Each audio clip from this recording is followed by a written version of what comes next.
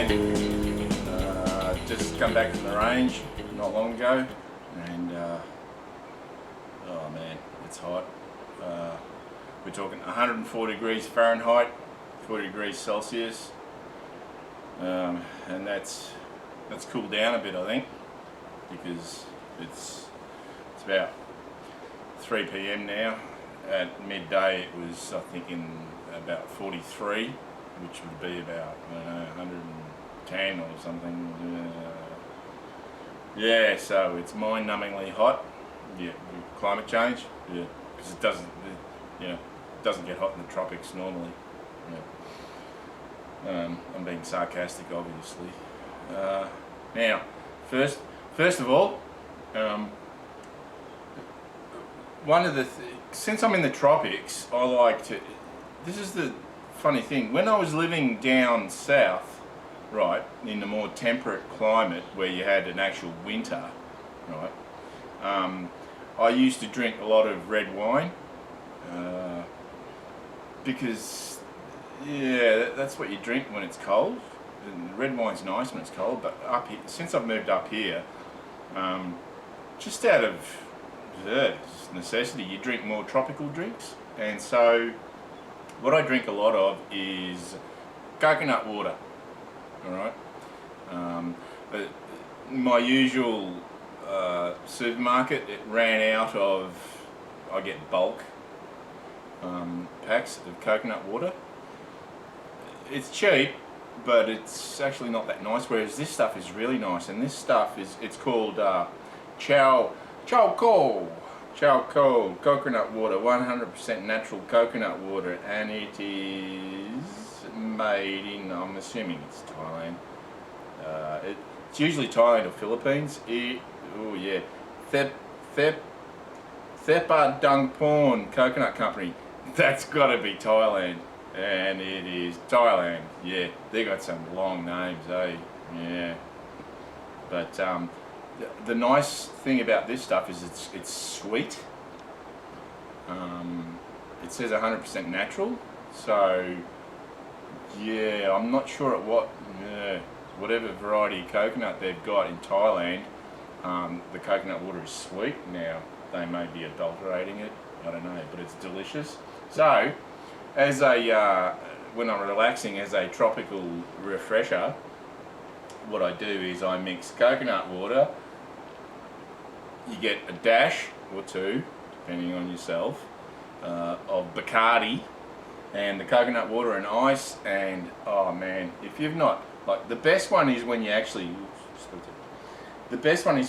get a coconut, hack the top off so you can get to the inside, and you actually put a tot or two of rum in there, and Bacardi works really well. The Bundaberg rum also works really well. That's the best when you've had the coconut in the fridge and you pull it out of the fridge and it's nice and icy, and you just have a straw in there and in a hammock. Ugh. But anyway, coconut water and Bacardi and ice.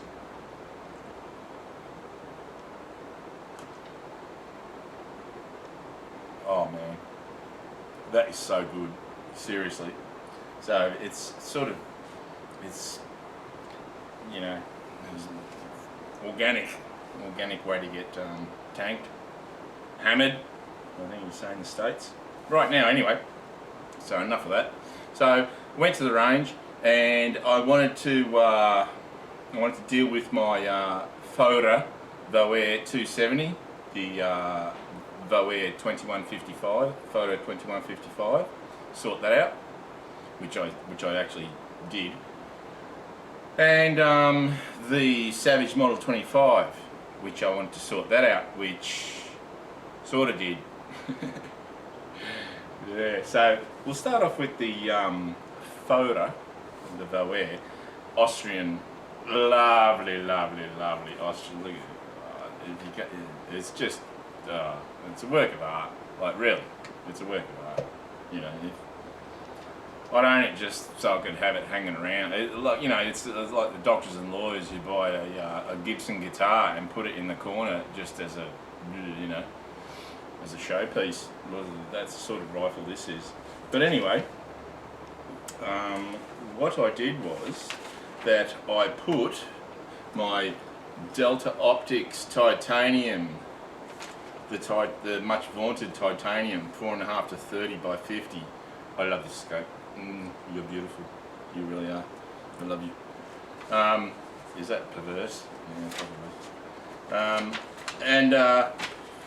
And what I did was I used this Duvalaki because I've got the. Sorry, you're going to hear the fan because it's stinking hot. I've got the fan, overhead fan going. Sorry about that, but yeah, suffer. Just don't wear headphones. So what I did was I had a shooty shoot, and I took 5 shots. 1, 2, 3, 4, 5. Now, the first 3, 1, 2, and 3, had a deviation of, so from, because it wasn't, the point of impact wasn't the centre, the point of impact seemed to be that cross there, so I used that as the point of impact, and I went and I measured the deviation from that point, and from that point it was 0.23, 0.23, 0.32. So if I added 0.23 and 0.32 together, I would get 0.55. So technically, not really, but technically, if I had fired all of those 3 shots at one target, the first 3 shots at one target, I would have gotten just over half an inch group of 3 shots. Now, this is a load that I developed, that I just winged it, because I had such really good success with the 150 grain Hornet SST projectiles that I said, bugger it, I'm going to try it with the 270. That 3006, it just loved those projectiles, so I'll give it a go with these, with the 270. And guess what? I winged it, and also the powder that I used, which is Voere AR22028, for the 150 grain jacketed projectile, there's no such, that no one uses Voere for that. It's not, I don't know, I've only got the Lee and the Nick Harvey books, and in the Lee book, once you go over like 140 grains or whatever, they don't use Voere at all. Nick Harvey, once you go over 140 grains, he doesn't use AR22028 Voere at all. But I went, what? You know, come on. So I went 41 grains of Voere, and I achieved that. These two, the 2 later ones, way out, and I can attribute to that to the fact that this thing doesn't like the barrel heating up, which is okay, because, you know, again, just over half an inch, that would be just over half an inch group between those 3. If I was shooting at a deer, which this is what this rifle is meant for, not going to matter one little bit. So that's at 100 metres. PPU brass, CCI 200 primers, using the Delta at 30 power. You know, you really can't argue with that. Then what I did was, I took the old Delta off, love you, and I put the scope that I wanted to have on there, which is the Leupold VX Freedom. Whoa, losing my paperwork. The Leupold VX Freedom. This is a 3 to 9 by 50 VX Freedom. The clarity of this glass, I tell you what, Leupold glass is just amazing, you know. Oh, yeah. And it's just so clear. It's gorgeous. It's really, really, really gorgeous glass. So that's the scope that I'm going to have on there. I've got what's that? Okay, it's a Chinese. No, it's a Japanese brand of quicker release rings. They've got the thingos on there, just like the. They're pretty much a copy of the Leupold quick release. and they're excellent. They're excellent. I'm pretty sure. Yeah, it's either Japanese or Chinese. I can't remember. Pretty much exact copy of the Leopold quick release. So it's only 9 power because what I want to use this rifle for is pretty much, you know, in northeastern Victoria, hunting big deer, sambar. They're huge. They're the biggest. I think they're the second biggest deer species after caribou and moose, I think. In fact, I don't know, they might even be bigger than caribou. They're big deer anyway, they're monsters, call them honkers. So anyway, when I put that scope on, so at 9 power, I mean, you know, I've said it before, at 12 power I can't see anything. At 9 power, you know, it's pretty crap, which is like 1/3 of the magnification of the Delta, and I got a 2-inch group, which for 9 power, 3-shot 2-inch group at 9 power. I'm not gonna bitch about that. So after I sorted that out, my lovely, gorgeous Austrian, Voere rifle, which is just a work of art. It really is. It is a stunner. And actually, the range officer, he came over and he's looking at it, and I said, "It's pretty, isn't it?" And he said, "Oh man, that's a beautiful rifle." I said, "Yeah, it is," and it is. It is really, a beautiful rifle. Personally, I think the best value Mauser currently made commercially made Mauser that you can get. Now, getting away from my beautiful Voere, proper pronunciation. Away. The overhead fan. Sorry about that. Again. Sorry. What I did was, I put the Delta, love you, and put him on, or her, because I'm heterosexual, so I'd rather love a woman. So when I'm being intimate with my rifle scope, it's going to be a she. So Delta, you're a woman. Delta Dawn, yeah, you remember her? Yeah. If you remember that song, yeah, you're old. Tanya Tucker, oh, what a hottie. Yeah, was that wrong? No, because she was a hottie. So anyway, the Savage Model 25. On behalf of all Savage Model 25 owners, I would like to say, yeah, because what happened was, so I put the Delta on the Savage Model 25 and I went, right, I've got this load thing sorted out.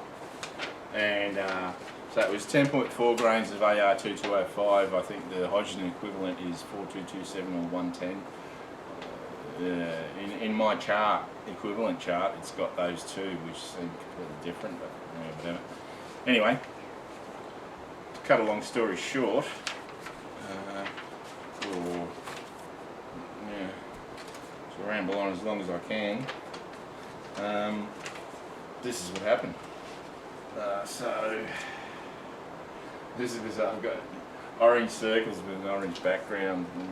You know, that's not the best. Alright, there we go. That's better. So I shot 4 rounds and they went .84. Now, if I had only calculated those 3 rounds, it would have been a lot less, but it was still 4 rounds. Then I shot another 4 rounds, .37. That is 4 rounds. I did shoot 4 rounds. Then I shot another 4 rounds. Without the flyer, it's 0.6. With the flyer, it's 1.28. Now, at the moment, the wind is just, yeah, it was really blustery wind. A strong blustery wind on and off. So, and what do you do? And now this one here is 3 rounds at .47. That is 3 rounds, believe it or not. One went through exactly the same hole. And then the last round I shot, yeah, it was way off. Yeah, that was probably the wind. So, yeah, it's a bit here and there, and it's consistently inconsistent. But it is capable of pretty good accuracy. Now, the biggest load that I worked up to was 10.8 grains of AR2205, 4227, 110, whatever. And I had no signs of excessive pressure. So, and I just went to the gun store after I went to the range and bought some more projectiles. The reason why I couldn't take it really any further, experimenting, is because I ran out of projectiles, and neither of the gun shops that I can go to in the city that's near the range had any left, the 20 grain VMAXs. So I was, cheers, you know. So, but anyway, today, yeah, today they rang me up this morning and said, hey, we got more in. Yeah, so alright. I can muck around with it after, because I've got to go to work soon, tomorrow, or the day after tomorrow. So anyway,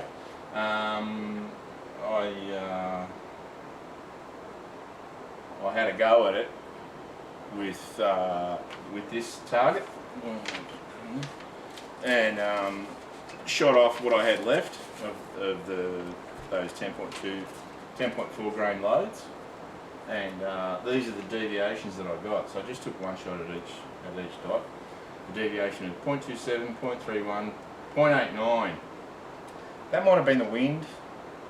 I don't know. 0.53, 0.4, 0.2. Because, you know, I'm going long, so it's not. It might be me. I don't think so though, because I had that dot. The center dot on that delta is tiny. You can, like, I could see the center dot sitting inside these black dots, you know, because the magnification is 30 and the center dot is so small. So I went from, really accurate, not really good, a little bit better, good again, then not so good, a little bit better, pretty good, not too bad, very good again, yeah, a bit crappy again, excellent, crappy again, and crappy again. It's just, it might have been the wind, because it's only a 20 grain projectile, you know what I mean? Yeah, it is screaming, but, you know, I haven't got a chronograph, and what I'd like to do is get a chronograph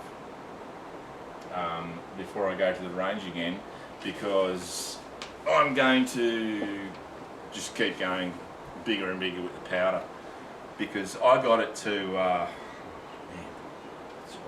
10.8 grains of AR2205, and I had no signs of excessive pressure. So what I might do is, I don't know, maybe even go past 11 grains, and that would be a seriously compressed load, because when I had 10.8, I'm looking in the case and I'm going, yeah, alright, that's going to be compressed, or close to being compressed, maybe not compressed, but yeah, it's getting full. So that's what I'm going to do. It's a little while away, because in a couple of days I've got to go and work for 10 days, because I've got to pay bills. Now it is IO, so it's off to work I go. Yeah, yeah, and then what I did was I took the titanium off the model 25 and put this scope on there,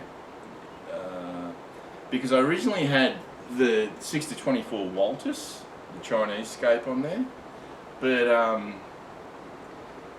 yeah, even though this scope was really not about the same price, the Bushnell Banner, what is it?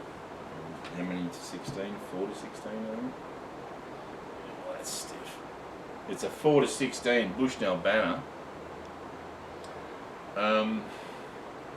by 40.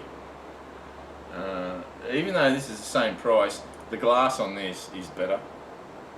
And when you're dealing with tropical, humidity, the thickness of that atmosphere just, it makes a difference when you've got clear glass. Like, the glass on the Delta is excellent. The glass on the Leopold is better. I'll be honest, as much as I love the Delta, when you look through the Leopold, it's like looking through, I don't know, yeah, just, oh, it's amazing.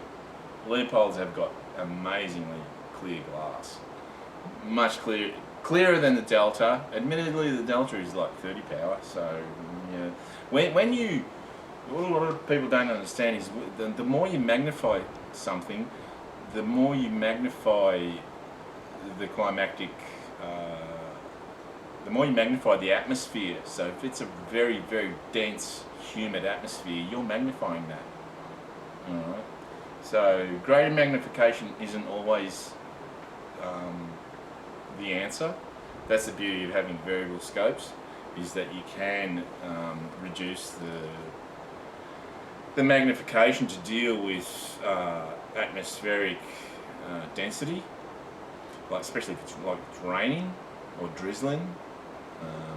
But with extremely high humidity and you've got evaporation, taking place, and also mirage and extreme temperatures with extreme humidity, they're the worst enemies of your scope.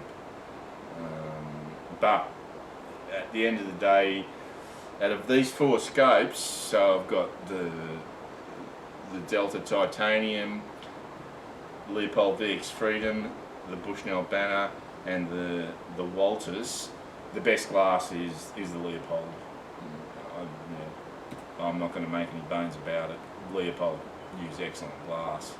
I'm pretty sure they source it from Japan, or at least they used to source it from Japan. They don't make their own glass. The titanium is Japanese glass as well. The titanium, I'm pretty sure, is made at the same factory that the higher end Bushnells are. That's what I'm led to believe, at least by, I'm pretty sure that Richard Arting said that, and he should know.